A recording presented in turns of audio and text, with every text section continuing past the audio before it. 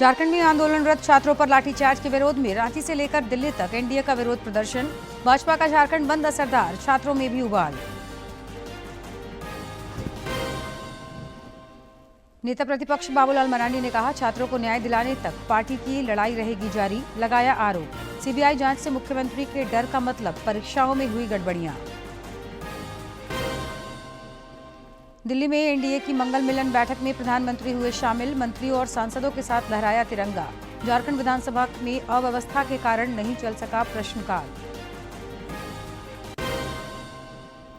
और पवित्र सावन की शिवरात्रि पर शिव भक्तों में डूबे श्रद्धालु। शिवालयों में हर हर महादेव की गूंज। भगवान भोलेनाथ के पूजन और जलार्पण का सिलसिला जारी।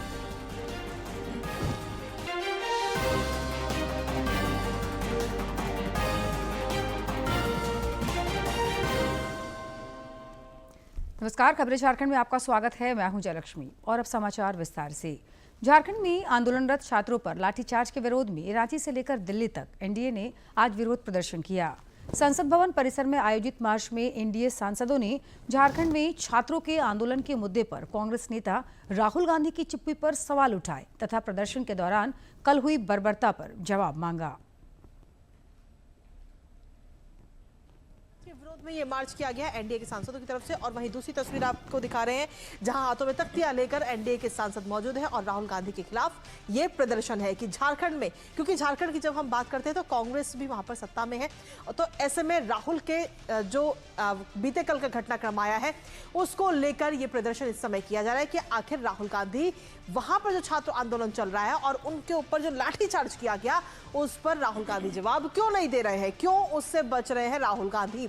बीते कल जो लाठीचार्ज हुआ, क्योंकि ये लाठीचार्ज एक बार नहीं बल्कि 2 बार हुआ है।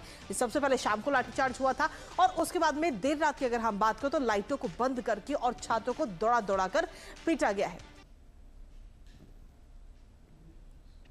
छात्रों पर लाठीचार्ज के विरोध में प्रदेश भाजपा ने आज झारखंड बंद का ऐलान किया है, जिसका रांची में व्यापक असर दिख रहा है।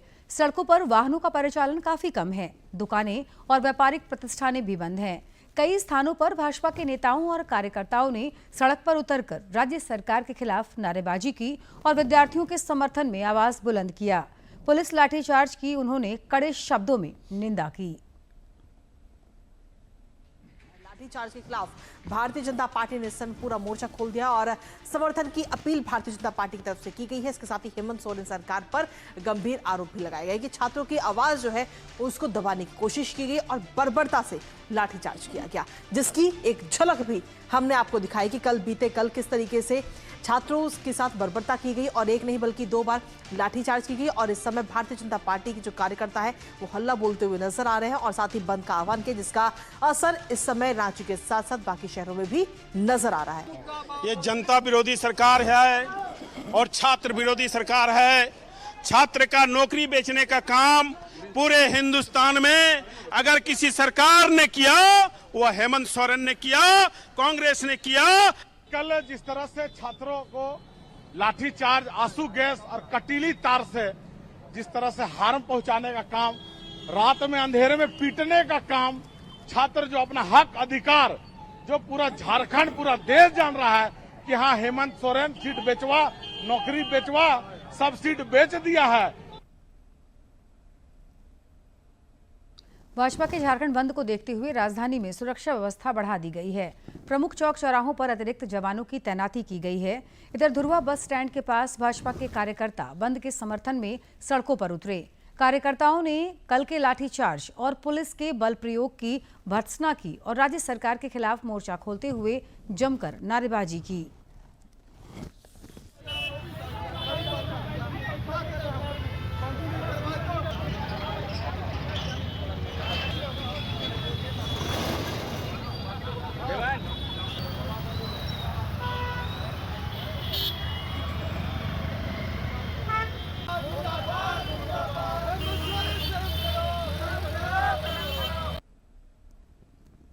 नेता प्रतिपक्ष बाबूलाल मरांडी ने रांची में दूरदर्शन से खास बातचीत में कहा कि छात्रों को न्याय दिलाने तक भाजपा की लड़ाई जारी रहेगी।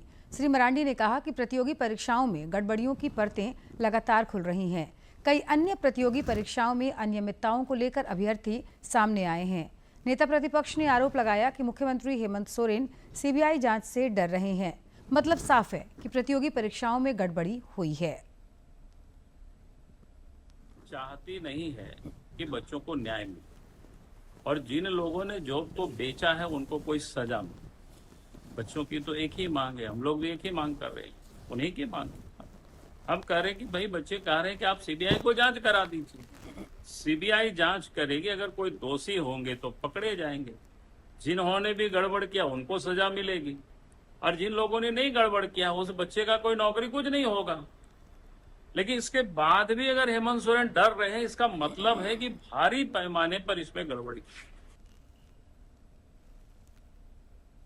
राजधानी रांची में बंद को सफल बनाने के लिए भाजपा के नेता और कार्यकर्ता लगातार सड़कों पर उतर रहे हैं।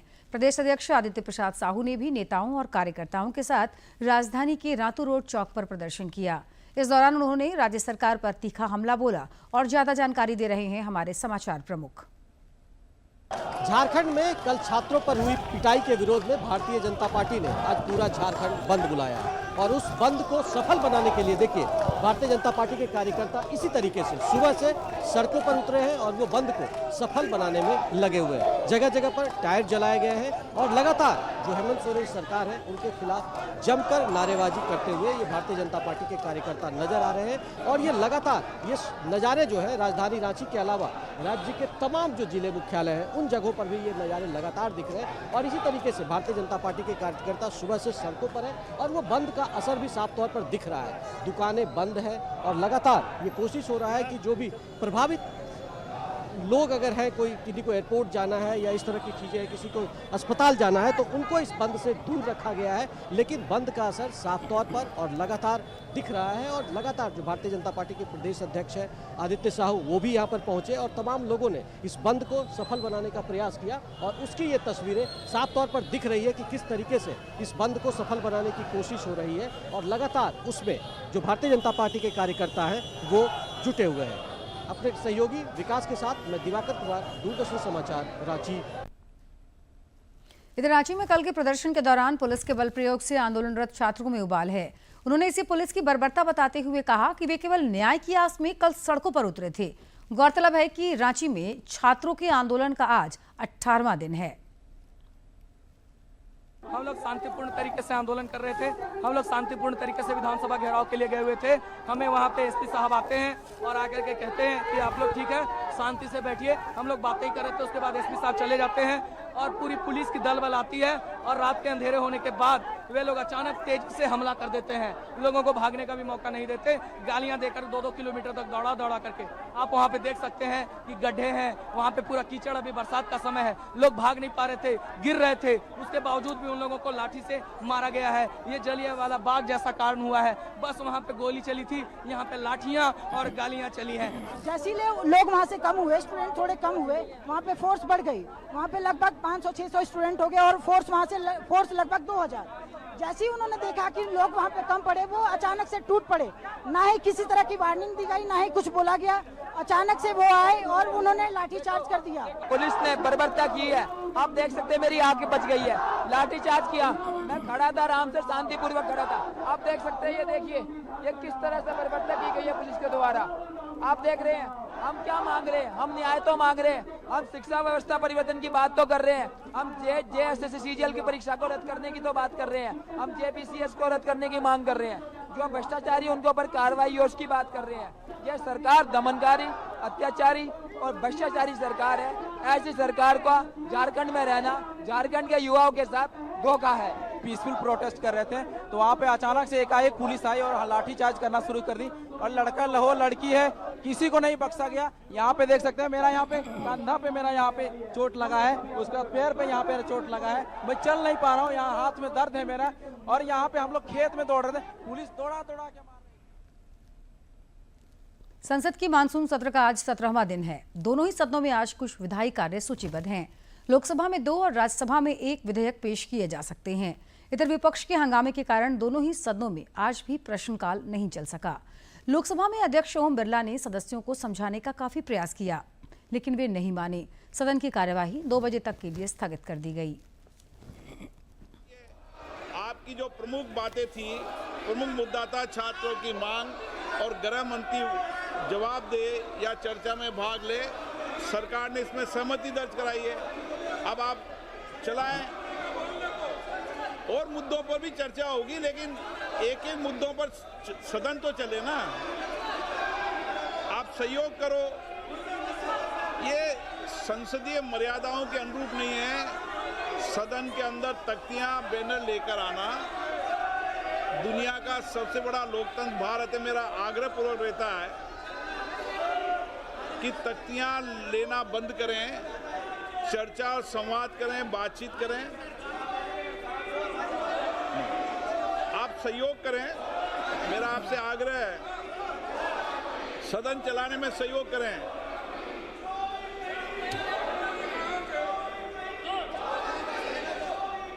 मेरी हमेशा कोशिश, मेरा मन व्यथित दुखी होता है सदन न चलने से। देश की जनता भी सदन में चर्चा संवाद देखना चाहती है।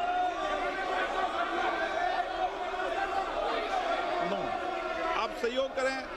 आप सदन नहीं चलाना चाहते, सदन बाधित करना चाहते हैं, सदन की कार्रवाई आज 2 बजे तक के लिए स्थगित की जाती है। सदन की कार्यवाही की शुरुआत होने से पहले प्रधानमंत्री नरेंद्र मोदी की मौजूदगी में संसद भवन परिसर में एनडीए संसदीय दल की मंगल मिलन बैठक हुई। इस दौरान सभी घटक दलों के बीच समन्वय पर जोर दिया गया और सत्र की रणनीति पर चर्चा हुई। मौके पर प्रधानमंत्री ने मंत्रियों और सांसदों के साथ तिरंगा लहराया।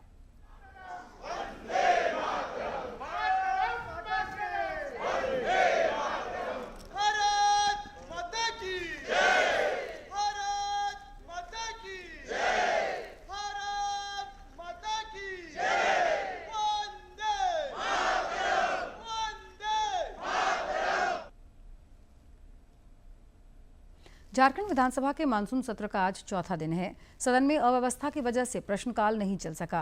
कार्यवाही शुरू होते ही कांग्रेस विधायक दल के नेता प्रदीप यादव ने छात्रों का मुद्दा उठाया, जिसके बाद सदन में शोर शराबा शुरू हो गया। हंगामे की वजह से सदन में अव्यवस्था को देखते हुए विधानसभा अध्यक्ष रविंद्रनाथ महतो ने सदन की कार्यवाही स्थगित कर दी।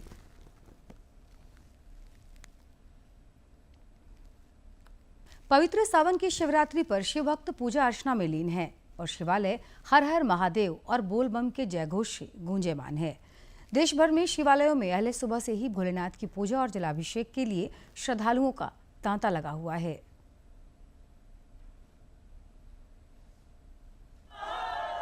सावन का महीना भगवान शिव को समर्पित माना जाता है और इसी महीने की शिवरात्रि का विशेष महत्व है। काशी में इस दिन बाबा काशी विश्वनाथ के दर्शन और जलाभिषेक के लिए श्रद्धालुओं की लंबी कतारें लगती हैं। गंगा से जल लेकर भक्त उसे बाबा विश्वनाथ को अर्पित करते हैं। जल, दूध, बेलपत्र, धतूरा और पुष्प से होने वाला अभिषेक शिव भक्ति की उस परंपरा का हिस्सा है जिसमें आस्था के साथ संयम और साधना भी जुड़ी है। सावन शिवरात्रि पर उपवास और रात्रि जागरण की परंपरा है। रात के 4 प्रहरों में भगवान शिव की पूजा अर्चना की जाती है। काशी में यह आध्यात्मिक अनुभव और भी गहरा हो जाता है। एक ओर गंगा के घाट, दूसरी ओर मंदिरों में गूंजते मंत्र और घंटियां, और बीच में महादेव के नाम का जाप करते शिव भक्त।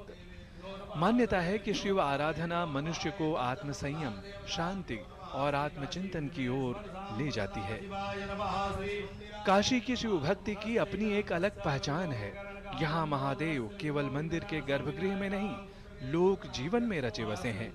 सावन में कांवड़ यात्रा, गंगा स्नान और जलाभिषेक की परंपरा इसी भाव को आगे बढ़ाती है। दूर दराज से आए श्रद्धालु काशी पहुंचकर बाबा विश्वनाथ को गंगा जल अर्पित करते हैं और अपनी कामनाओं के साथ महादेव के चरणों में स्वयं को समर्पित कर देते हैं। सावन की शिवरात्रि हमें याद दिलाती है कि शिव की आराधना केवल अनुष्ठान नहीं, अपने भीतर के अहंकार, अशांति और नकारात्मकता को शांत करने की साधना भी है। काशी में जब लाखों कंठों से एक साथ हर हर महादेव गूंजता है तो लगता है जैसे पूरी नगरी स्वयं महादेव की आराधना में लीन हो गई हो। Bureau report, DD news. Jharkhand समेत देश भर में हर घर तिरंगा अभियान को लेकर विविध कार्यक्रमों का आयोजन हो रहा है। इस वर्ष देश आज़ादी का 80वां जश्न मना रहा है, जिसे लेकर गिरिडीह में भी यह अभियान लोगों में उत्साह भर रहा है।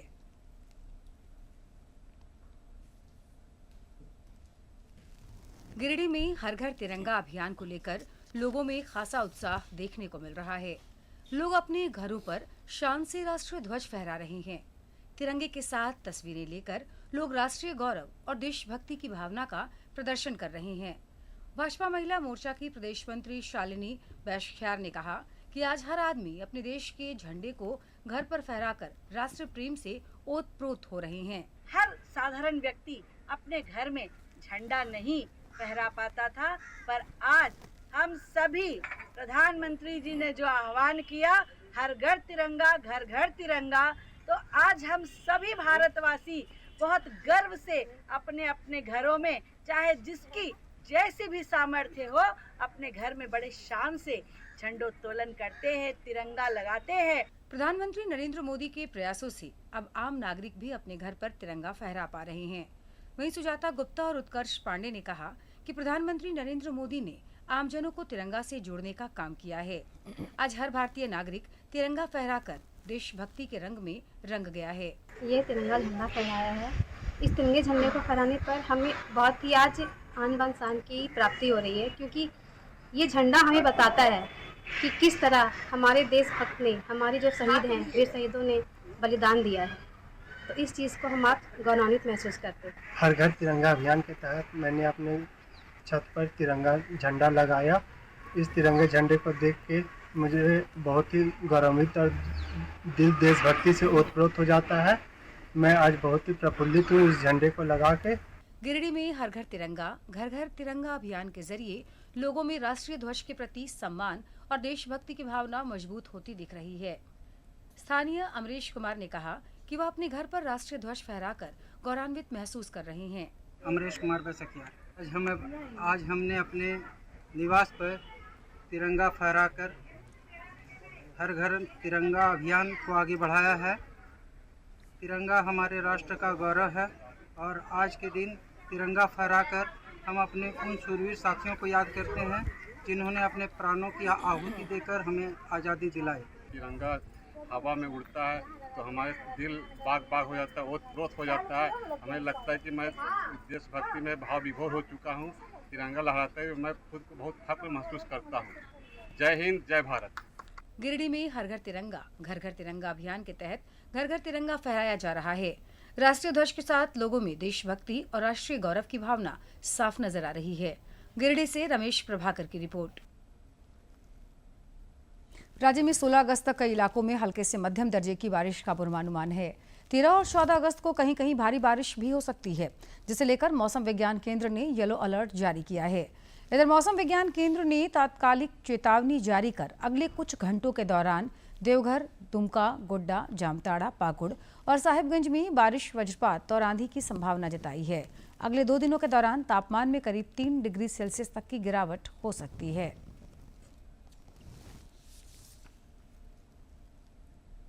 भूजल स्तर में लगातार हो रही गिरावट देश के लिए गंभीर चिंता का विषय है। ऐसे में वर्षा जल संचयन यानी जल संरक्षण का एक प्रभावी विकल्प माना जा रहा है। प्रधानमंत्री नरेंद्र मोदी की अपील के बाद इस दिशा में कैच द रेन अभियान कारगर सिद्ध हो रहा है। कोडरमा के झुमरी तिलैया स्थित एक स्कूल ने ऐसा मॉडल विकसित किया है जो न सिर्फ अपने परिसर की जल जरूरतें पूरी कर रहा है, बल्कि अन्य लोगों के लिए भी प्रेरणा बन गया है। तिलैया स्थित क्लोरोफिल स्कूल में कभी पानी का संकट इतना गहरा गया था कि परिसर का कुआं पूरी तरह सूख गया था।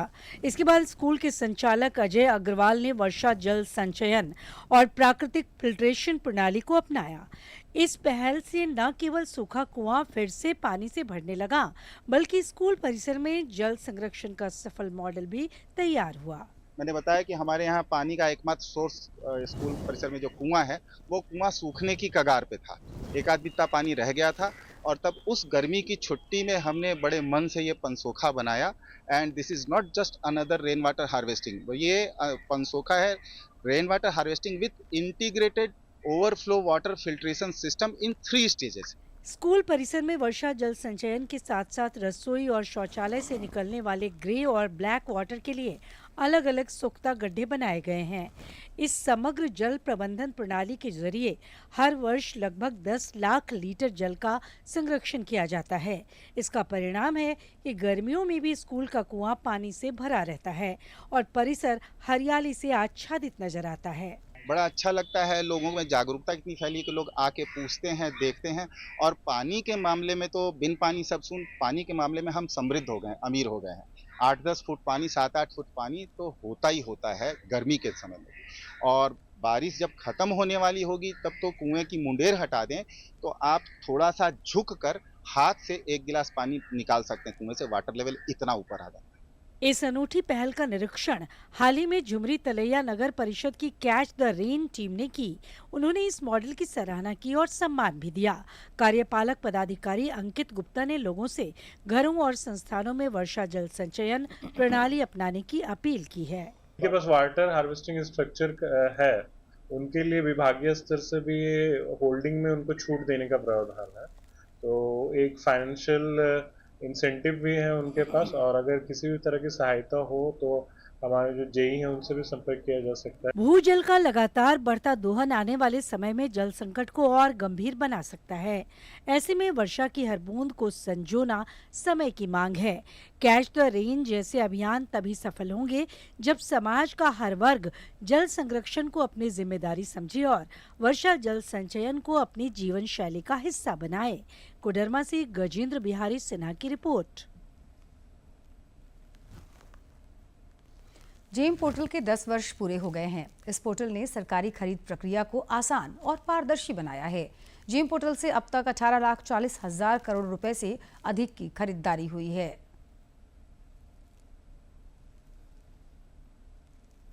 एक डिजिटल पहल आज सरकारी खरीद की पूरी तस्वीर बदल चुकी है।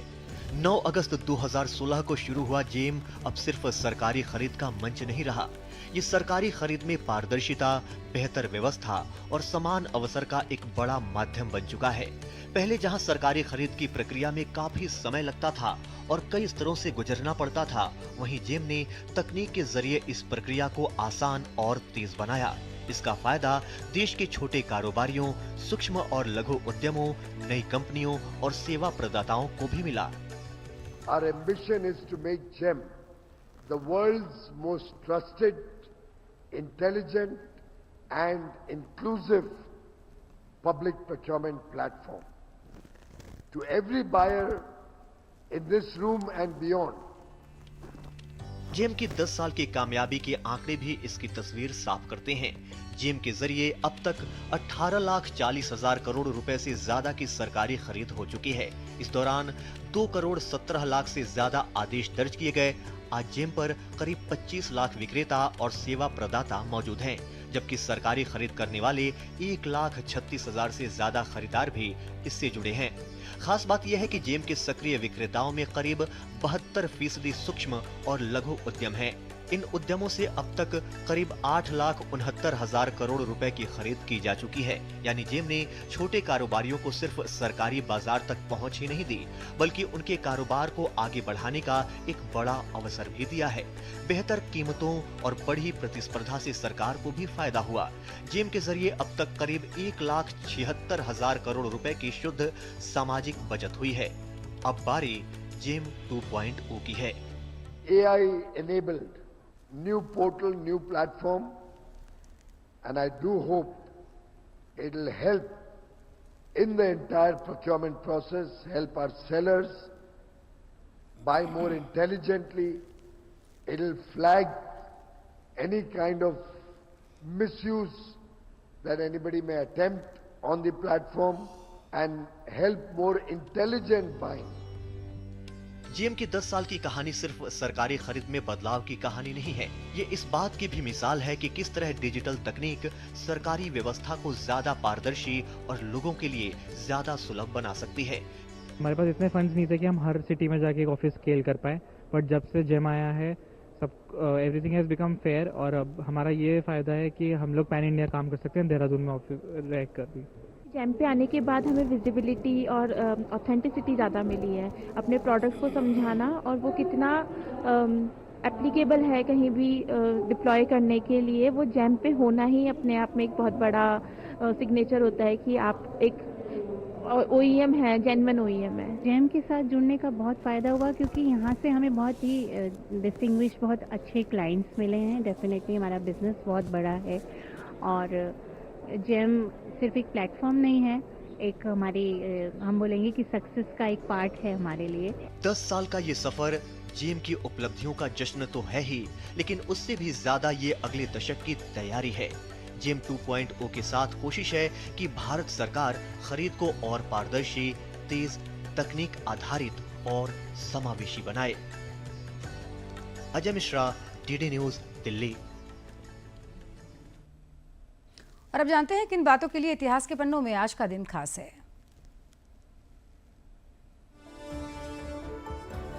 11 अगस्त साल 1908 को खुदीराम बोस शहीद हुए। आज ही के दिन उन्हें मुजफ्फरपुर जेल में फांसी दे दी गई। साल 1889 को बंगाल के मिदनापुर जिले में जन्मे खुदीराम देश के महान क्रांतिकारियों में से एक थे।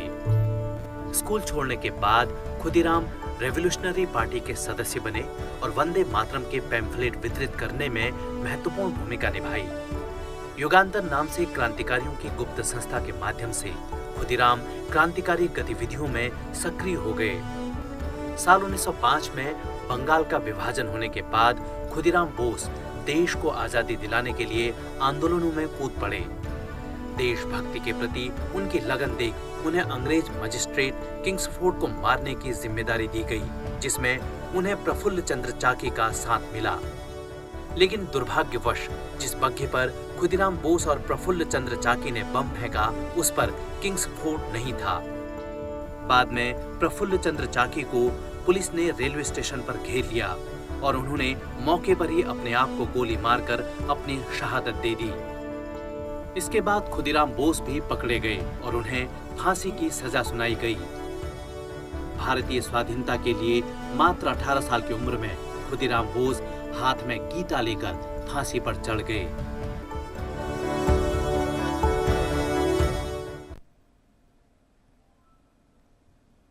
खबरों के अंत में एक नजर मुख्य समाचार पर।